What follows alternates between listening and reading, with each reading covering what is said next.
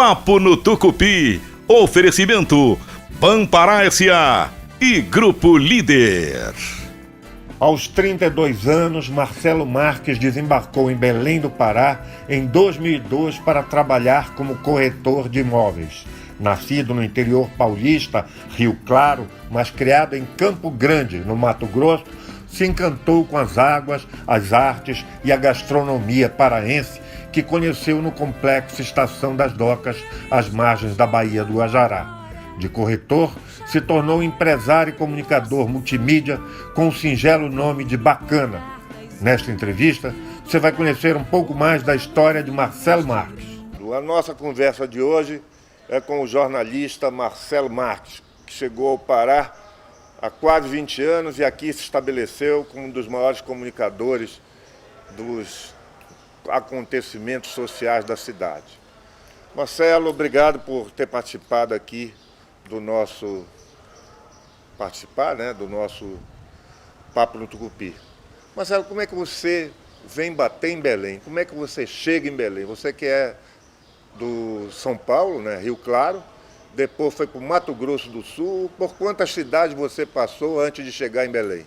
Olha, eu queria te agradecer o convite e dizer que esse negócio de maiores talvez seja por causa do tamanho. Eu estou em 81, mas eu já estou com 49, então eu já estou começando a encurvar, sabe disso. Mas na verdade, respondendo a tua pergunta, eu saí da minha cidade, Rio Claro, muito menino, né? 8 anos. Rio Claro fica ali perto de Limeira, Piracicaba, São Carlos. Papai mudou para Campo Grande, no Mato Grosso do Sul. Seu pai fazia o quê? Meu pai é advogado, corretor de imóveis. E na verdade ele foi prestar um concurso de juiz. E ele tinha tanta certeza que ele ia passar, que ele mudou com toda a família. Só que o dia que ele foi prestar o concurso, o nome dele não estava lá.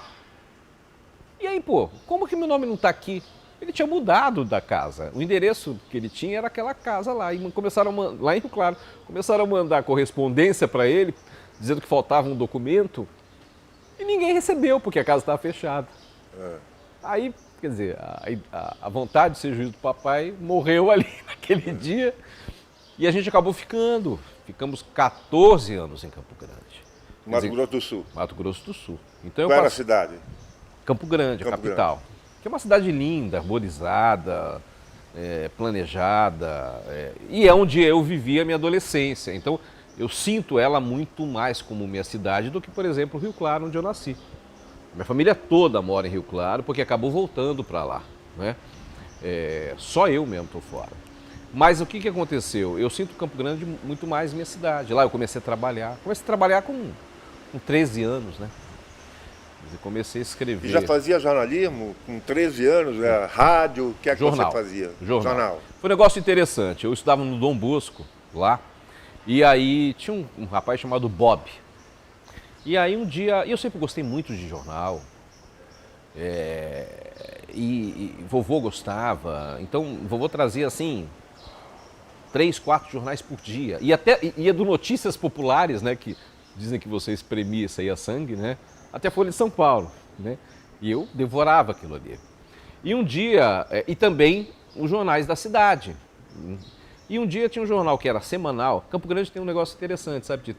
Tem muitos jornais semanais, inclusive jornais que são distribuídos na rua. Esse negócio que hoje fazem em São Paulo, né? Em Londres, Campo Grande, tem isso 20 anos. Bom, aí eu peguei um desses jornais, chamava Jornal Cidade de Campo Grande. E tinha lá a coluna do Bob. Eu cheguei, Bob, como é que tu tá fazendo uma coluna? Um dia eu escrevi, cheguei lá, levei e tal, e eles me chamaram. Falei, Aí sentei com meu pai e falei, pai, quero fazer uma coluna de música. Eu sempre adorei MPB, jazz, sempre fui muito ligado nisso. E aí eu não escrevi na mão, não sabia nem datilografar, papai datilografou, e eu levei. Cheguei lá, falei, eu queria mostrar isso aqui para alguém e tal. O diretor do jornal me atendeu. Pinheiro Filho, o nome dele. E ele gostou. No outro domingo eu estava lá com minha página, minha coluna, estava lá. E aí passou-se 1 ano, 2, sei lá, um dia a gente conversando, eu soltei para ele, não, porque eu comecei aqui com 13. Ele falou, como 13 anos? Eu falei, é. Falei, pô, eu achei que você tinha mais. Porque eu sempre tive, quer dizer, desde muito novo, esse tamanho, sabe? E foi assim que eu comecei. Comecei escrevendo em jornal. E como você vem parar em Belém do Pará? Na verdade, Isso tem quase 20 anos, né, Marcelo? quase 20 anos. Eu tô, praticamente 20 anos. Porque eu tô aqui... É isso mesmo. Eu fiz 18 anos agora do Bacana, né? Na verdade, foi interessante. Eu estava em Fortaleza. Meu pai, como eu te falei, é corretor de imóveis. E meu pai... Ele tinha uma oportunidade, ele ia. Porque, não sei se você lembra que antigamente a Caixa, ela financiava muitos Era imóveis. só quem financiava os imóveis. Inocop, você lembra do Inocop? Coab. Então o que acontecia? Conforme os gerentes iam mudando de cidade, meu pai ia indo atrás, porque eram eles que viabilizavam os empreendimentos. Sim. Então ele começou a fazer isso em Campo Grande, e aí o cara mudou para Porto Velho, o papai foi atrás, aí o cara montou, também foi para Rio Branco, o papai também foi. Aí um dia ele vendeu um projeto que chama Granville. Granville. Granville é o condomínio Augusto Montenegro, lá atrás da Granja do Icuí. Vendeu para um pessoal de Fortaleza. E na hora de lançar, o cara que ia lançar esse negócio, o responsável pelas vendas, resolveu que não queria ficar aqui, foi embora, e ele ligava para o papai, não, você tem que vir, você tem que vir, você tem que vir. Meu pai falou, não tenho condição. Pô, mas quem é que entende disso? Falei, o Marcelo entende, trabalhou muito tempo. Cadê? Está em Fortaleza. Aí me ligaram, me fizeram uma baita de uma oferta boa financeira, comparado com o que eu ganhava lá. Sim. E aí eu vim para cá, foi assim que eu cheguei aqui. Aí você começou como corretor aqui? Eu comecei como corretor aqui. Cheguei num sábado à noite, fiquei no Hilton. Hoje é o Hotel Princesa Louçã. Princesa Louçã. A hora que eu abri a minha sacada, domingo de manhã, eu vi um furdunço ali, naquela praça, aquele teatro. E eu estava falando para você, eu sou apaixonado por teatro, né? Aí desci, fui ver o teatro, fui ver as coisas, e de repente comecei a escutar uma música, sabe? Falei, pô, o que é isso, né? Falei para ti que minha coluna era sobre música, né? Fui atrás do som. Aí cheguei numa banca, tava tocando Lucinha Bastos. Pô, e aí um monte de CD, aí Lucinha, a quem é esse? A Nilson, a quem é esse aqui? E foi botando, eu saí com um pacote de CD, voltei pro hotel, passei domingo inteiro, nem descer para jantar eu desci, escutando. Foste atraído pela música. Eu falo que minha primeira paixão aqui foi a música. Foi a música. Aí depois a gastronomia, né? Sim, depois a gastronomia, à noite que tinha aqueles shows nos bares e eram deliciosos, né? E aí eu ficava impressionado, né? Não vou sair, melhor você voltar para casa. Subia, levantava todo mundo Celso da Viáfora, mesa, Celso Viáfora, levantava todo mundo assim das cadeiras, cantando, batendo palma. Eu falei, o que é isso? Quer dizer, uma música que infelizmente eu não escutava fora daqui, por todas essas cidades que eu passei. Quer dizer, eu morei em Rio Claro, morei em Campinas, morei em Campo Grande, morei em Porto Velho, morei em Rio Branco, morei em Fortaleza e infelizmente, eu que sempre fui um cara muito ligado, sempre trabalhei em rádio, escutava essa música. Fiquei impressionado com a qualidade desse negócio. E como é que você entra na imprensa daqui? Como é que você diz assim, eu vou me aproximar agora de um meio de comunicação para fazer o que eu quero, o que eu gosto, fazer uma coluna? Então, eu fiquei um ano trabalhando nesse negócio de imóveis, mas assim, como a vida inteira eu fiz isso, e paralelamente eu fiz TV, eu fiz jornal, eu fiz rádio, em todos os lugares que eu passei, um dia eu me vi só aqui. Quer dizer, minha família não estava, eu estava sozinho. E aí solteiro? Solteiro. Eu falei, cara, você quer saber do negócio? Eu vou fazer um programa, entendeu? Eu não vou fazer isso, não vou mais trabalhar com imóvel, não gosto. Se eu não for fazer agora, eu vou fazer quando? Quando eu estiver casado, estiver com filho? Vou fazer agora. Se faltar comida, faltou comida, entendeu? Sou eu, come uma coxinha e pronto. Mete um tacacá. E foi assim que eu fiz. Peguei o programa, levei para a RBA. Você produziu esse programa? Vendi um pequeno apartamento que eu tinha, que ficou na minha... Quando eu saí da construtora, a minha rescisão foi um pequeno apartamento. Eu vendi esse pequeno apartamento, comprei uma ilha de edição, uma câmera, era caríssimo na época. Terceirizei o trabalho com alguém, fiz um piloto. Olha que piloto, hein? Carlos Heitor Coni. Sim, grande jornalista, escritor. Junichiro Yamada. Empresário paraense. Danusa Leão. Esse foi meu primeiro piloto. Eu costumo dizer o seguinte, não tinha como não aprovarem. Era um piloto com gente muito boa. Mas você pegou eles aqui em Belém? Aqui. Cada um que tinha, veio. Quer dizer, o piloto, eu demorei um mês e meio de ouro em personalidades que pudessem vir, né? E aí o Coni foi um lançamento, você lembra que a Visão tinha ali no shopping um negócio lá em cima, uma livraria? Eu lembro quando o Coni esteve aqui, veio na Feira do Livro e depois lançou um livro lá. Isso. Eu que fiz a entrevista com ele na Feira do Livro. Na Feira do Livro? É. Eu fiz. Eu acho que isso foi 2002, 2001. Por aí. E depois vim jantar com ele aqui, bati um papo maravilhoso. Depois veio Danusa Leão lançar um livro que é delicioso. A Danusa escreve que maravilhosamente bem, né? E o Junichiro, que eu um dia cheguei na Yamada, bati e falei, eu queria entrevistar o Junichiro. E ele tá ali. Entrei na mesa e fiz uma entrevista com o Junichiro. Esse foi o piloto. Levei na RBA. Eles gostaram e assim começou meu programa de televisão, que que já dura 18 anos. 14 deles, Tito, a gente estava montando aqui, né? Vocês montando essa estrutura e tal. O set.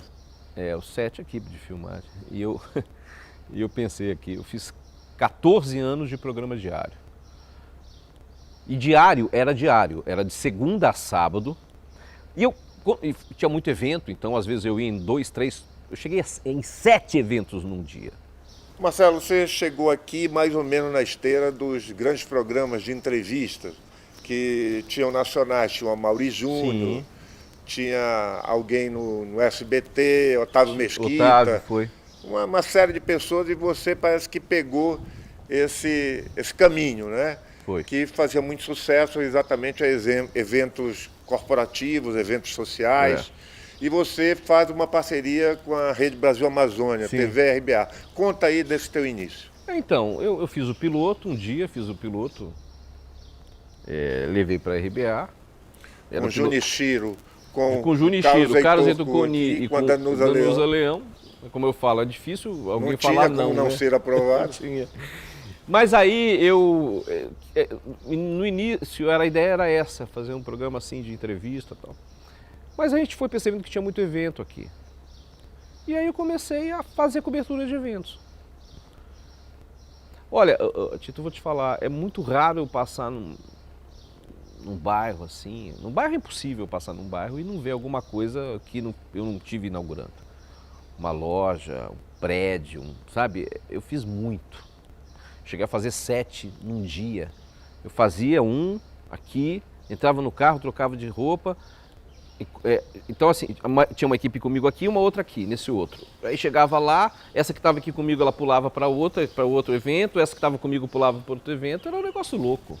Aí naquele momento existia muito a reportagem comercial, né? A reportagem paga. Sim. E aí você tinha que cumprir uma agenda, obviamente, grande, porque você tinha que fazer a propaganda do evento. Muito grande. Porque, na verdade, o que aconteceu? Eu montei claro, comecei de uma maneira muito simples.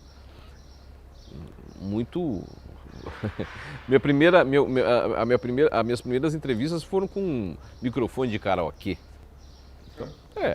Então, quer dizer, eu não tinha grana, né? Mas eu percebi que a maneira de poder ganhar dinheiro era vendendo as coisas. E já que é um empreendimento, um prédio autossustentar o programa. Claro, né? Já que é um prédio comercial, né? Já que é um lançamento de uma loja, são coisas comerciais. E aí eu comecei a fazer isso, comecei a vender, comecei a ir atrás. Eu sempre gostei da questão da venda, nunca foi uma dificuldade para mim. Então eu comecei a vender e aí foi crescendo. Quer dizer, eu fiz o programa de uma vez por semana, passou para ser 2, de 2 passou para ser 3, depois ele passou para ser de segunda a sábado. Chegou uma hora que eu não conseguia nem viajar, aí eu comecei a viajar, eu tinha medo de faltar imagem, Aí eu ia, sei lá, para Fortaleza, gravava, eu ia para Miami, eu gravava, ia para Paris, eu gravava. Um dia eu cheguei pro Camilo com uma caixa assim, de fita, né, aquela fitinha, eu falei, ó, Camilo, tudo isso eu gravei. Ele falou, pô, dá para fazer um programa de turismo. Aí eu comecei a ter um programa de turismo no domingo também. Então, assim, foram 14 anos todo dia. E como foi que você chegou junto à RBA para vender o seu peixe também? Através do Antônio José Guimarães, que era amigo de uma pessoa que... Era assessor do senador Jader Barbalho, hoje conselheiro do Tribunal de Contas, porque ele era amigo de uma das pessoas que me chamou para vender o empreendimento aqui, doutor Alberto Carneiro. E aí eu falei pro doutor Alberto, pô, doutor Alberto, queria tanto fazer isso, tal, aí eu sei que o Antônio, né, é amigo lá.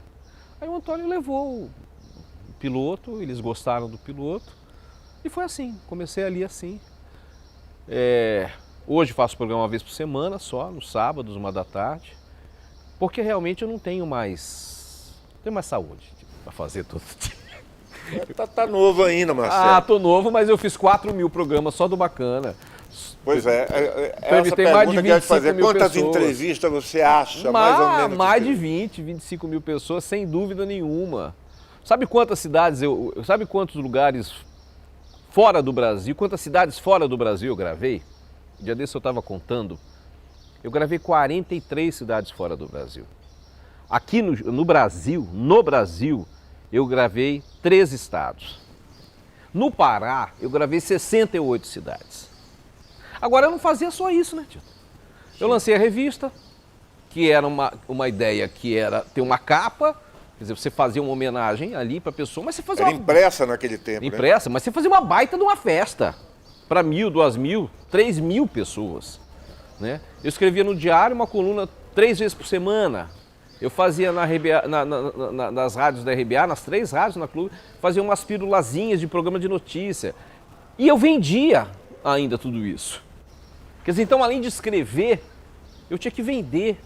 Claro, eu tinha uma equipe, cheguei a ter 50 funcionários, mas chegou uma hora que eu fisicamente não aguentava, psicologicamente eu não aguentava mais aquilo. Era muita coisa. Marcelo, e aqui você casou, teve filhos? Casei. Fez a sua vida aqui? Casei com a dona Catrina, tenho um menino chamado João Paulo, que tem 13 anos. Fiquei aqui. E daqui, não sai daqui, ninguém me tira. Ainda tem parentes aí? Ou tá pronto para pegar a mochila outra vez? Não sei. Dia desses no grupo, eu escrevi que eu estava viajando, ia passar um mês não sei aonde. Vou escrever lá. Aí meu irmão virou e falou assim, pô, mas você vai mudar para tal lugar? Eu falei, não. Você vai morar? Eu falei, não. Eu moro no mundo. Eu sou eu me sinto... habitante do planeta. Eu me sinto um habitante do planeta. Eu me sinto assim. Esse negócio de país foi uma invenção do homem, né? O homem inventou os países, inclusive por isso tem muita guerra. Mas o planeta é um só, né? A gente é habitante do planeta, né? E eu adoro estar nos lugares diferentes, ir para os lugares. E viagem comigo é uma coisa engraçada, viu, Tito? Não é uma viagem de uma semana. As minhas viagens são de 3, 4, entendeu? Eu fico. E vou ficando, sabe? E hoje com a internet, para gravar programa de rádio, para gravar televisão, para fazer site, para fazer revista, tudo muito mais fácil, né?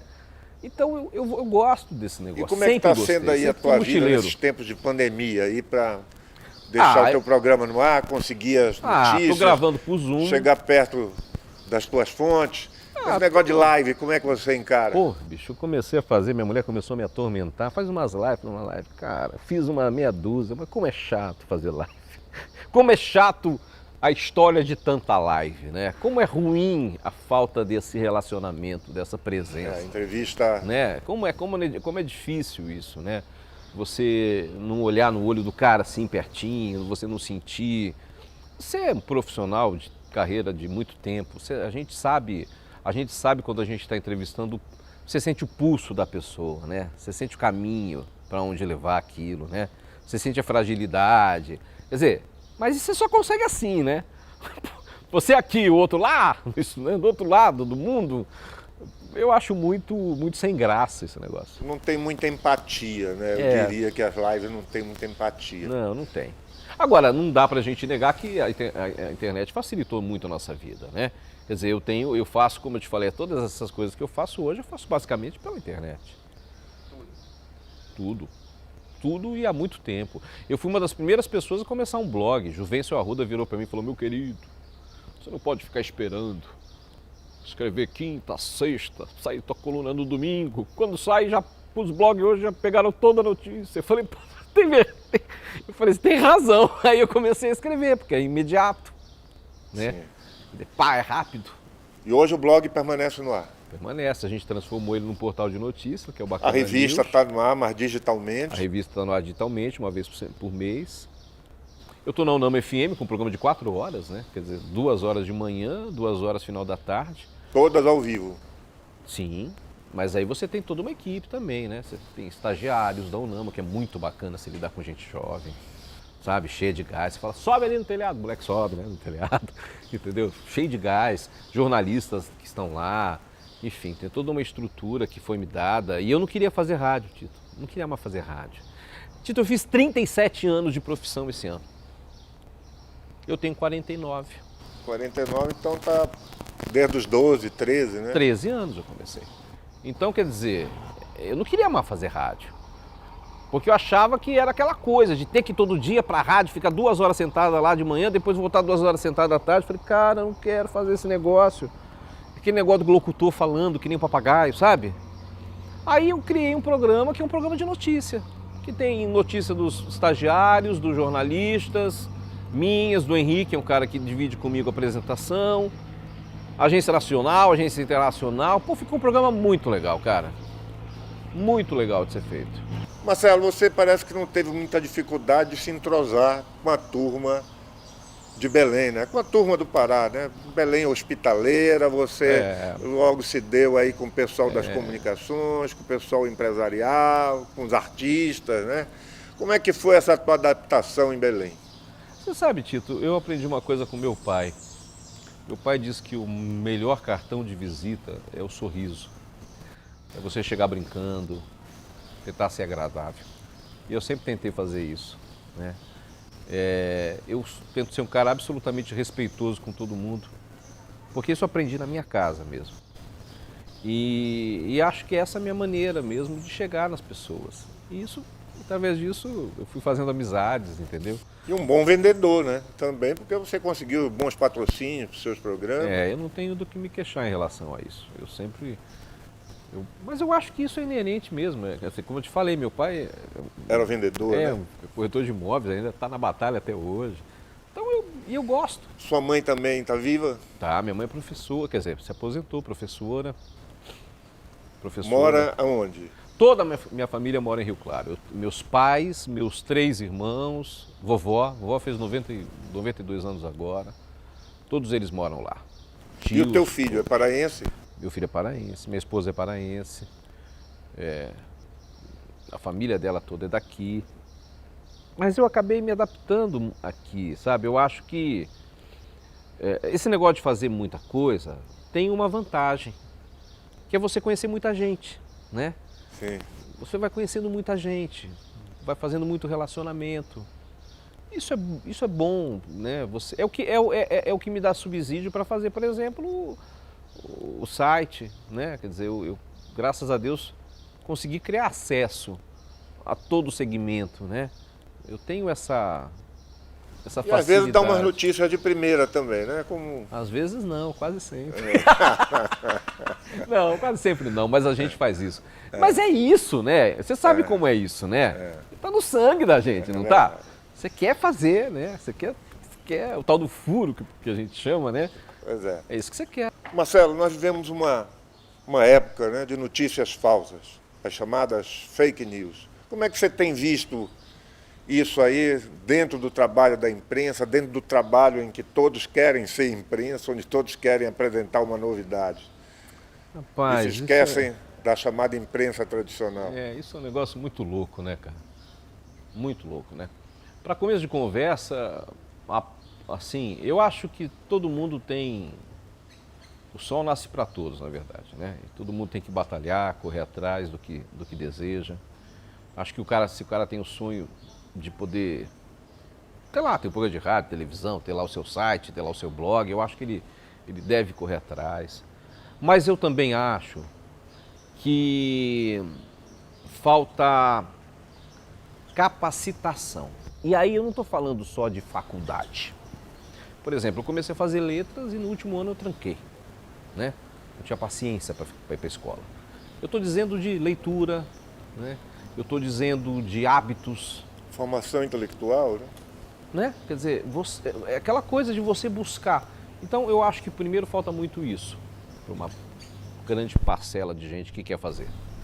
A segunda situação, falta... Qual é a coisa mais importante daquilo que a gente faz? Por exemplo, daquilo, né, que eu faço, são as fontes. Eu não publico algo porque eu escutei dizer. Eu publico algo quando eu falo com o senador, quando eu falo com o governador, quando eu falo com o deputado, quando eu falo com o empresário, quando eu falo com o artista, quando eu falo com o profissional liberal. Eu publico algo que alguém me falou. Se alguém me falou do Tito, uma história, eu vou ligar para você para perguntar. Entendeu? É isso. Tem Fazer o bom jornalismo, bom e velho jornalismo, né? É isso, ouvir não é? a outra parte, ouvir uma história, aí, ouvir a parte claro, implicada. aí o que acontece? Todo mundo hoje quer, escutei não sei o quê, pum, publica aquele negócio, acabou. E Sem aí responsabilidade. tem uma outra responsabilidade enorme. Sabe qual é? A pessoa que pega esse negócio de WhatsApp, por exemplo, de rede social e vai replicando, entendeu? Então, a velha imprensa, sabe, Tito? O jornal, o rádio, a televisão, entendeu? Essa é a imprensa, que sabe? Chamada imprensa tradicional. Né? Entendeu? Mas não existe na internet? Existe, claro que ela existe na internet também. Então, mas hoje é essa coisa do fake news, da coisa que vai, que enche o saco. E o que é que você acha dos chamados influenciadores digitais? Acho que eles têm o direito de fazer aquilo que eles fazem.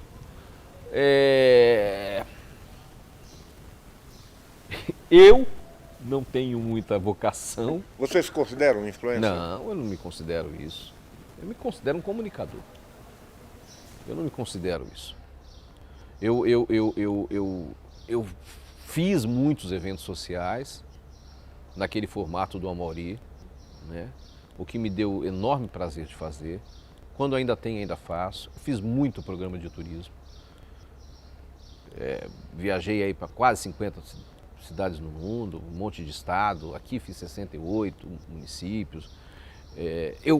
Eu fiz muita, eu sempre fiz muita notícia empresarial, muita notícia política, né? Então, quer dizer, eu sempre tentei transitar aí em vários segmentos, né? É o caminho que eu encontrei. Né? Pois é, Marcelo, você quando chegou aqui, existia o chamado governo do PSDB, né? Que Sim. era o governo Simão Jatene. Depois veio a Ana Júlia, né, do PT, por intervalo. Depois voltou o governo do PSDB com Simão Jatene.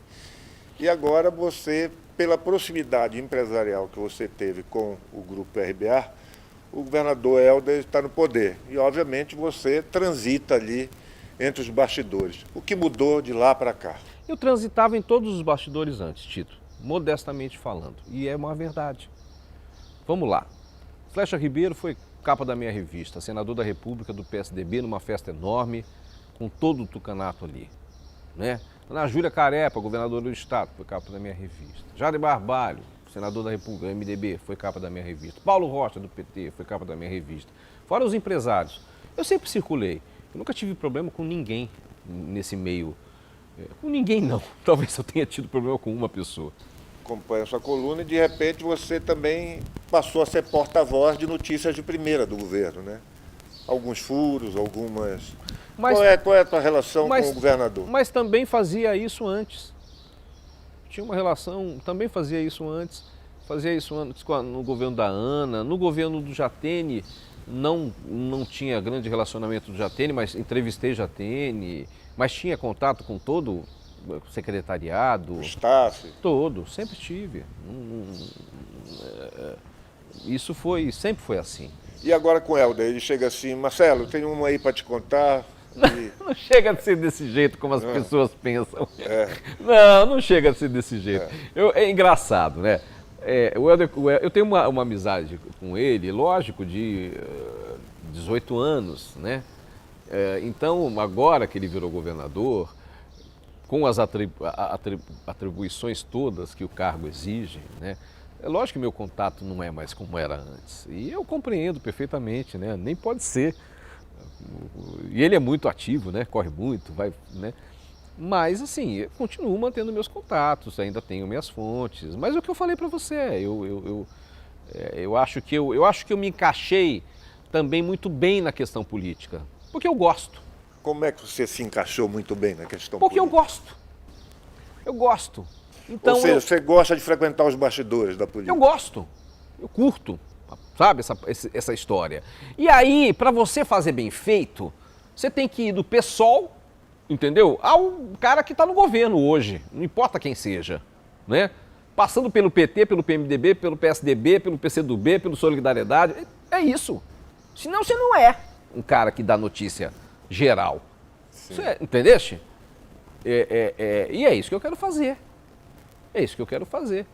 Então, eu consegui manter esses contatos. Como mantive contatos empresariais também, que são bacanas, as notas empresariais. Nós estamos aí, né, Marcelo, na porta das eleições. Como é que você está analisando esse panorama político com os candidatos que já estão lançados aí, né? Acho que vai ser uma briga boa aí, viu? Tô animado. Eu digo o seguinte, eu adoraria que tivesse eleição todo ano. Me divirto, Tito, com isso. Me divirto, sabe? Porque é quando os políticos estão mais soltos, entendeu? É quando você descobre a notícia, a fofoca, sabe? O diz-que, entendeu? Eles estão mais soltos, eles estão mais dispostos a falar. Adoro. Mando fazer pesquisa, publico pesquisa, sabe? Gosto desse clima. Agora, acho que vai ser uma disputa muito difícil, né? Você tem o Edmilson, que é um cara que está na frente das pesquisas. Aí você tem o Priante, que vem com uma força também do governador, que está muito bem avaliado aqui em Belém, apesar de muita gente achar que não. Ele tem mais de 50% da aprovação em Belém hoje. Né? Quem é o governador? O governador. Ah, como você sabe disso, Marcelo? Pelo governador? Não, eu sei disso por circular, por ver pesquisa, né? Aí você tem o candidato do Zenaldo, que o Zenaldo ainda tem aí os seus 15% aí de eleitorado, eu acredito, entendeu? Então, Tiago Araújo, Thiago né, que é deve partir para deputado isso. Você tem o Cássio, que é um cara jovem, cheio de vontade. Quem? O Cássio Andrade, né? Cássio que é um cara, Andrade, pelo PSB. que é um cara jovem, tá cheio de vontade, já está trabalhando há muito tempo. A construção de um nome é isso, é uma construção. Você pega o Zenaldo lá atrás não tomou uma peia uma vez, candidato a prefeito de Belém? Depois não virou 2 vezes prefeito? São construções que são feitas, entendeu? Agora, nós estamos chegando aí já na reta final do programa. Eu quero saber quais são os teus planos para os próximos 18 anos. Então, me aposentar. Me aposentar seria um plano maravilhoso. Eu não sei, sabe? Eu sou um cara muito inquieto. Por exemplo, eu falei assim, não vou fazer evento nenhum esse ano. A minha cabeça já começou, eu falei, cara, por que não? Tem tanta gente que fez um monte de coisa nessa pandemia. Pessoas simples, ONGs, entidades, sindicatos. Eu vou fazer um evento para eles, sabe? Para homenagear esse pessoal que fez de tudo aí, ainda faz para ajudar as pessoas, entendeu? Não ia fazer nenhum, mas aí me veio a ideia. Quer dizer, eu sou um cara que... E eu costumo dizer, sabe? Eu sou feliz quando eu tenho uma ideia e sou um cara meio infeliz quando eu tô sem nenhuma, entendeu? Aquele negócio de não ter uma ideia nova. Mas pretende continuar na comunicação. Isso aí não larga mais. Eu não sei. Eu acho que... Eu não sei se nessa... Eu venho tentando diminuir as coisas. Morro de inveja de você, por exemplo, entendeu? Que, sabe, faz o teu programa de uma forma mais aprimorada. Mas eu acho... É isso que eu sei fazer. Não sei se eu vou fazer muito mais tempo. Confesso para você que não tenho mais aquele, sabe, aquele pique de antes de fazer esse monte de programa, entendeu? Esse monte de coisa. Não tenho mais. Hoje minha prioridade 00001 é estar perto do meu filho, sabe? Eu acho que ele precisa de mim. E me dá um enorme prazer estar perto dele, entendeu? Não troco nada, nenhum evento. E como é que é o Marcelo social? Sai à noite pro barzinho, sai à noite pro... Não tenho mais paciência, saí muito. Saí muito, Tito. Restaurante? Saí muito, muito, por conta do trabalho mesmo. E hoje, nossa, para me tirar de casa é um negócio muito louco. O que me tira de casa são as viagens, aí não tem jeito. Eu tenho espírito mochileiro, me sinto um cidadão do mundo mesmo, sabe? Tenho um morro de vontade de ver, de aprender, de olhar. E vai ver arte e cultura? Cara, e viajo para ver isso. As pessoas, né, viaja, o cara vai, você vai para onde? Você vai São Paulo. Eu vou para São Paulo não é por causa de São Paulo, eu vou para São Paulo para ver teatro. Passo 4, 5 dias só vendo peças de teatro. Vou para Roma para ver filarmônica, vou para Madrid para ver balé. Eu vou para os lugares para isso, para ver cultura. Que é coisa que eu acho que olha, Tito, é o melhor do ser humano. O melhor do ser humano é a cultura, é a música, é a literatura. Esse é o melhor do ser humano. É o que de melhor o ser humano faz, na minha opinião. Isso aqui é a coisa mais maravilhosa do que você escutar Tom Jobim cantando Garota de Ipanema. É bonito, não é? Não é? É muito bonito. Ou Rui Barata, com essa obra, foi capa da minha revista, né, no centenário, com essa obra espetacular que ele tem. Eu não estou falando aqui porque estou perto de ti, mas é verdade. Né? Isso é o mais lindo do ser humano. Né? Marcelo, para a gente encerrar a entrevista, perguntar de onde veio a ideia de Bacana, porque é um nome bacana e de repente um nome simples, você colocou Bacana. E você já sabia quando colocou o nome que iam lhe chamar de Bacana? Cara, foi uma coisa muito, muito interessante esse nome. Eu fico procurando um programa e aí apareceu um monte de nome, não sei o quê, aí eu comecei a escutar aqui no Pará uma expressão que eu escutava lá atrás, mas que tinha sumido na minha vida.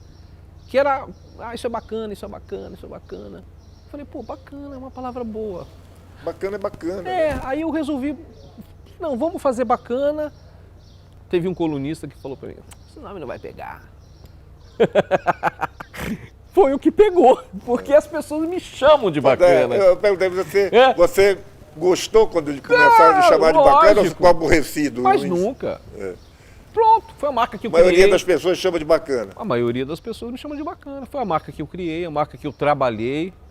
Quer dizer, sair de uma situação de muita dificuldade para chegar onde eu cheguei, assim, onde eu cheguei, aonde você chegou, Marcelo?